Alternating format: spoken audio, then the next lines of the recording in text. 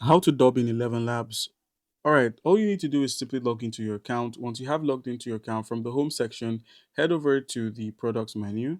And on the products menu, go ahead and click on dubbing. So click on the dubbing menu here.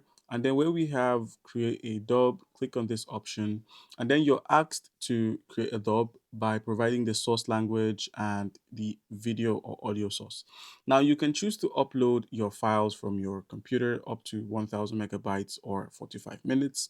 So you can either upload an audio or a video clip, and then just click on it and just select the clip you want to upload, and that's it.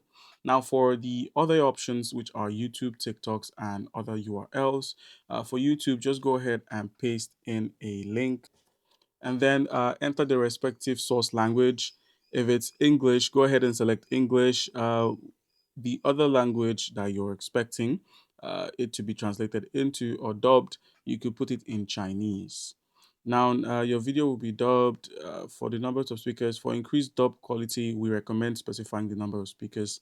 Let's just say one, it's just one person. And now just enter the time range and click on create dub, and you're done. All right, guys.